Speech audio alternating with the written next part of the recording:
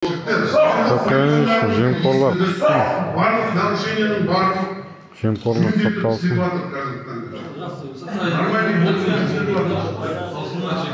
Жемқорлар сотталу керек. Өзенайгазды осындай деңгейге түсірген. Пиротехника, сонда ескі техникадан басқа дым жоқ дейсіз ғой, да? Бір сөйлеп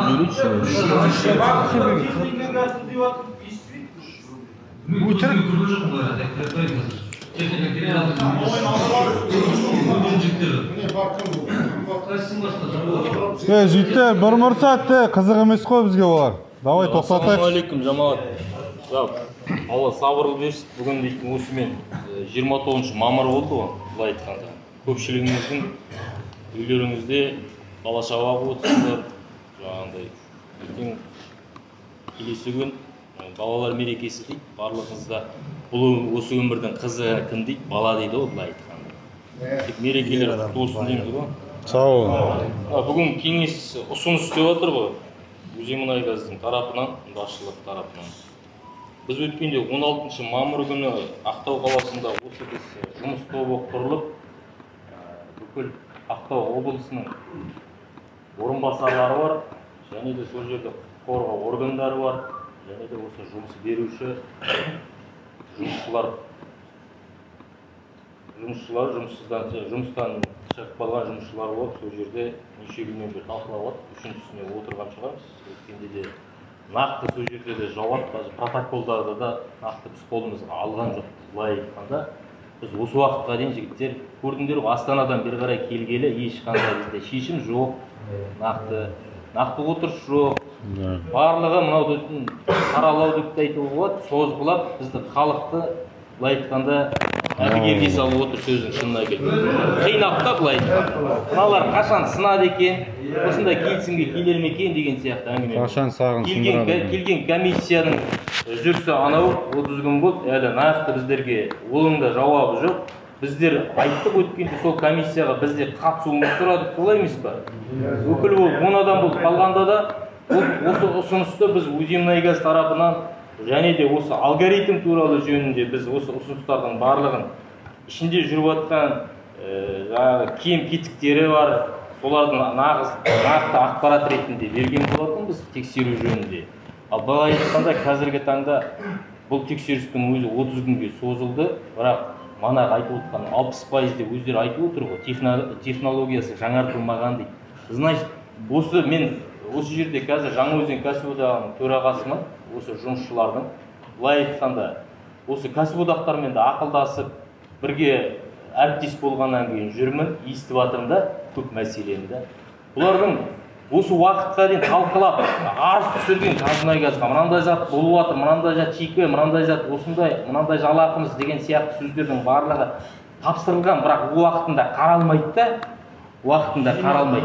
Енді кеше комиссия келді, сол тексергенде, типа комиссия ақталып жатыр да, біз сіздердің шикіліктеріңді тауып жатық деген сияқты да. Мына жерде былай айтқанда, былай да әңгімелер келіп жатыр. Осы келген комиссия, қаралау, тексеру барысында, жұмысшыларды, қарапайым жұмысшыларды тексеріп, жаңағыда қинау арқылы біздерге Бералидің жұмысшылары, бұрынғы Кезбейдің жұмысшылары деген сөз тасымалдап, біздерді жаңағыдай екі жақты неге алып келіп жатыр? Дискуссия былай айтқанда да, шиеленістерге алып келіп жатыр. Енді Аллаға шүкір, Жаңаөзеннің мұнайшылары ауыз бірігіп тұр да, қазіргі таңда да. Ешқандай бізге қоқан-лоңқы я болмаса басқа халық жағынан бізге ешқандай әрекет болып жатқан жоқ. Сабыр, бәрімізге сабырлық берсін дегім келеді. Енді айтайын дегенім, бүгін 29 мамыр сіздің ұсынысыңыз қазіргі мөлдір мұнай жекеменшік мекемемен келісімшарт жасасып отыр деп отырсыз да? Солай ғой. Ол консорциуммен Кезбей мекемесі арқылы ма? 3 жылдыққа бар. Қазір тіке. Біз сонда неше ай жасауымыз керек деген сұрақ бізде. Қараңыз. Жылдың аяғына дейін. Өзенайгазға сіздер келісімшартқа қол қойдық. Өзенайгаз бен Кезбейге қосылып, консорциуммен конкурсқа кеше құжаттарын тапсырдық. Күні кеше. Енді ертең 3 жылдық конкурсқа өтетін болса, онда Өзенайгаз өзімен өзі кезбе өзімізбен тіке жұмыс жасайтын болады. Бірақ дәл қазіргі бір мекеме заңда олар қарасқан екеуі бір конкурс арызымен шықты. Бұл заңда қарастырылған. Енді бір сұрақ. Осы консенсус деген біз алдыңғы жылы 21-де айттық қой, осы жекеменшік мекемелерді мына кезбе мекемесінен біз бөлініп шыққан кезде айтылды. Осы жергілікті кәсіпкерлер жоқ па деген сұрақ болды, солай емес па? Біз сол мекемеге өзіміздің жігеріміз салып көрсетейік дегендей да. Біз неге мұнайшының деңгейінде неге жалақы алмаймыз деген мақсатта біз осы мекемеде деңгейіміз көрсетіп, осы мекемеде жалақымызды, осы мекеменің деңгейін жаңағыдай мына кезбейдің дәрежесіне көтерейікші деген бізде келісім болды мына осы жұмысшылардың арасында да. Міне, ал біз 6 айдың ішінде көрсеттік. Бералидің мекемесі қандай қазір состояниеде? Жұмысшылардың жалақысы қандай болды да кеше да? Бізге ешкім әңгіме айтқан жоқ. Бірақ сартамыздан сол жаңа кезбейдегі жұмысшылар Өзенмұнайгазға келіп арыз шағымдарын түсіріп жүр. Неге олардікі біздікінен көп деген да? Ендігі айтайын деген, жақсы, ол кетті, өтіп кетті пойызда. Жаңа концепция бар ғой. Мына Ақтөбе облысында да Россиядан келген мекемелер бар дейді да. Болмаса Ақтөбенің өзінде де Великий Стена деп жаңа китайский мекемелер жұмыс жасап отыр. Мына Қаражанбас, Маңғыстау мұнайгазда да бізге неге болмаса осы қазіргі мына тоо мекемеден бөлек сол мекемелер қатыспасқа да осы жерде. Неге десең, жағдайы бар, полный жаңағыдай жалақылары, полный технологиясы жаңа, полный жаңа жабдықтармен қарастырылған мекемелер көп та мына жерде да. Өзінің осы жерге қолы жетпей тұр да ол азаматтар. Ақтөбеден ба, Америкадан ба, Антарктидадан кез келген адам келіп қалса болады. Ешкімде шектеу жоқ. Келіп қалсам десе қалса, ал қыспан деген адамды біздер үшпен алып келе алмаймыз. Ашық айтылады. Шектеу жоқ ол жерде. 5 мекеме алса ма, 50 мекеме алса ма, өздері біледі. Компьютер мүшелері сай береді. Аталған. Бұл жерде айтып отқаным, біз қазіргі айтқан мүше мына не бойынша жүріп жатқан процесс бойынша келіп жатқан технологиясы да жаңағы айтып отырсыз. Ол мекеме Бералидің мекемесі міне естіп отыр. Ана жаңағы Ысқақ Мөлдірмұнайдың мекемесі ана мекемеден техника сұрайды дейді, маған береді сатып алайын деп едім. Я біреу арендаға береді деген сияқты әңгімелер кетіп жатыр да, біз естіп отыр.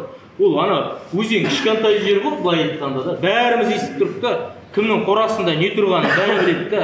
Қай жерден алып келіп жатыр, қай жерден краскілеп жатыр, қай жерден жөндеп жатыр деген сияқты әңгіменің бәрін біліп тұр біздің мына жұмысшылардың барлығы да.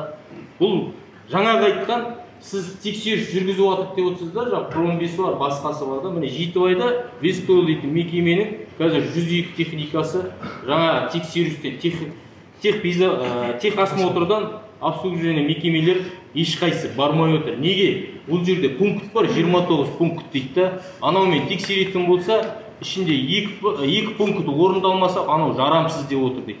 Бәрі бас тартып бармай отыр да. Ал сол мекемелер келіп осы технологияны тексеріп қарасынша бізге жарамды ма, жарамды емес па көзін көрсетсін қағазда. Именно осындай техникалар жарамды деген сияқты. Бізде сеніп отырайық. Содан кейін манағы айтып отқан, ол біз осының басында айттық, қашан 3 жылдық мекеме алады, біздерге содан кейін жұмыс жасайды, біз содан кейін жұмысқа барамыз деген. Оған дейін біз жұмысқа шықпаймыз деп келістік па? Вопрос сол. Біздің міндетіміз жолмұрат ұсыныс жасау, қабылдайсыз ба, қабылдамайсыз ба, өздеріңіз білесіз. Біз бұл жерде ана Ақтауда отырып жатқан, облыс деңгейде болып жатқан осы комиссия мүшесі келесі отырыста да біз кешегіде өзіміздің ұсынысымыз тастаған болатын. Алгоритм жөнінде бізге толықтай полный жаңағы несі, сосын кешегі Қасановтың бізге айтқан жауабы осы ИСОТ жөнінде берген бір информация бізге қағаз жүзінде керек. Типовой правиласы болса, типовой правиласы. Біз неге десеңіз, осы жергілікті мұнай саласында жұмысшымыз, былай айтқанда. Біз біреудің жекеменшік құлы, жекеменшік біреудің мұнаймен арпалысып жатқан, құдығымен арпалысып жатқан жоқпыз. Бізге ұсыныс беріп жатқан Өзенмұнайгаздың жұмысшылар қандай деңгейде, қандай ережемен жұмыс жасайды, бізде сол ережемен жұмыс жасауымыз керек. Қандай ИСОТ тәжірибесі, ережесімен айлық жалақысы шектелген болса, бізде соны талап етеміз. Ендігі мәселе жаңағы айтып отқан Мердігер компания ұтып алдық, отырады десе, онда да өткенде біз айттық, бізге әкелсін, отырайық, сол комиссияға толықтай келісетін жері бар, келіспейтін жері бар, тартысатын жері бар, тартыспайтын жері бар. Біз қашпаймыз деп айттық. Біз келесі айда да осы жерде жүрміз, жігіттер ешқайсысы тәртіп бұзып жатқан жоқ. Біздің жігіттер ондай ситуациядан өтті, ондай процестің барлығын біледі. Біздер даже да өсіп отырған жігіттердің көбісі, былай айтқанда, бір үйдің азаматы ғой. Рахмет. Onda o senden 80 yıl oturakta yürüyekti. Kanşa bizge ayıp beri alat 80. O da parayı kazanmak. Bu жерде қуаныш отыр ма? Қуаныш қазір мәселес. Бұл жерде мен былай айтып жіберейін.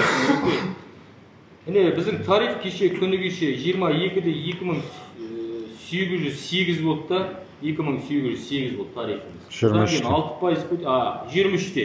Міне кеше 6% индексациямен қосқан кезде бұрғышының тарифі 5-ші разряд 2808.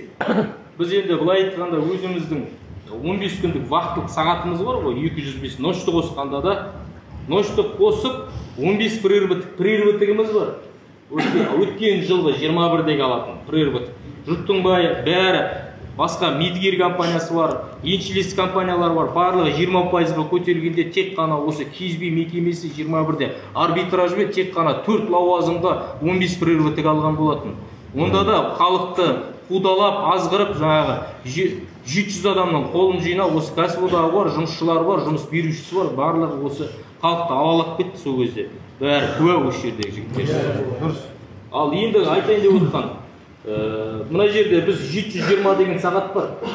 Айына 12 сағаттан есептегенде. 720 деген былай айтқанда план деп аламыз. Бізге сол кезде 33 деген күту деген бар. Сыйақы.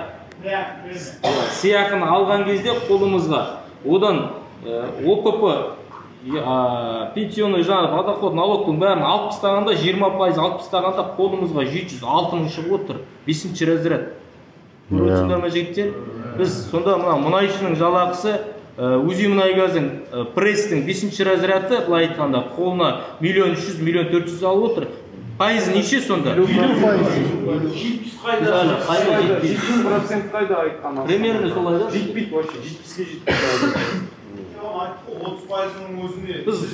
Бұл мәселе бойынша осы 21-ден бері зарлап жатырық қой, бізге осындай мекемені, тұрақты мекеме жағдай жасалған, біз ертең ұялмайтындай басқа мекемеге барып, мұнайшымыз ба, мұнайшы ретінде, деңгейінде, технологиямызда бүкіл әлеуметтік жағдайымызға дейін, денсаулығымызға қарастырылған, сес-пестен бәрі өтілген, сондай мәдени үйшікте жұмыс жасауымыз керек жігіттер. Жаңағы айтып отқан кешегі әлеуметтік желілерде жаңағы ақпарат журналистерге берген біздің жаңағы депутатымыз Еділ Жаңғыршин бар, Самат Мұсабай, сосын бұл жерде жаңағы мұнай саласы сату мәселесі бойынша біз кеше осы комиссияға келесі отырысқа ақтауға сол кісілерді шақырып жатқан болатынбыз. Неге десеңіз, бізге жалған ақпаратты ол неге халықты өйтіп алалайды деген сөзбен сұрақпен қойғанбыз да, ол кісіге тіке соғып та жатырық та, біз айтқан. Мені шақырмай отыр ол жерде. Ол жерде тек Қазмұнайгаздың өзінің комиссиясы отыр, өздері жауап береді деген сияқты әңгіме айтып отыр. Ал біз жүйелі полный толықтай естіп отыр. Хасановтың бізге беріп отқан ақпаратымен ол халықтың атынан шыққан депутаттың екеуінің сөзі екі түрлі былай айтқанда.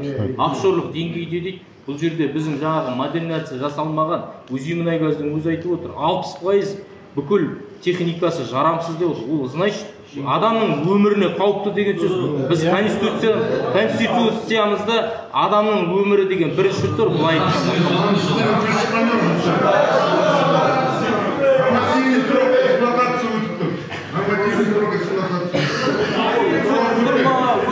Жігіттер, келіспең. О, айтпадым деп мойындаймайды. Жоқ, срок өткен зат жарамсыз. Біз қай ғасырда өмір сүріп жатыр жігіттер? Дәл өзі.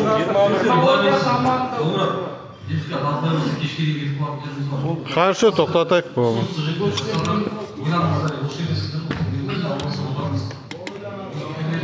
Көріндір ма? Кімнің құжаты? Yerim ben o ya. Жолик сенікі ма?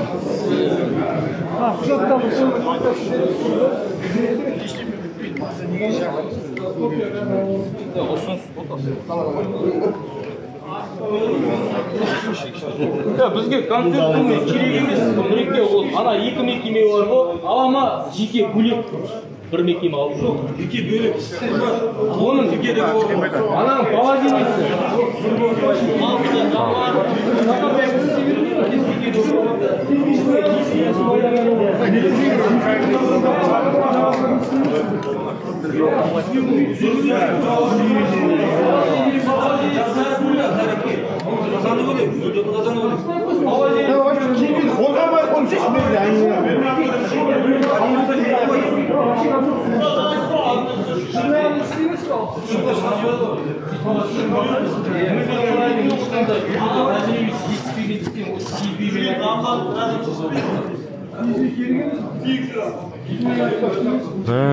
Осылай ағайындар.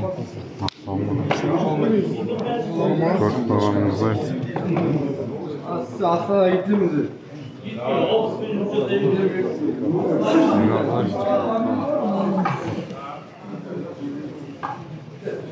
Şükür aman eşeğin. Beybitçiler. Bilet alıvereyim şimdi. Ya alıver bakalım. Samolyot ko.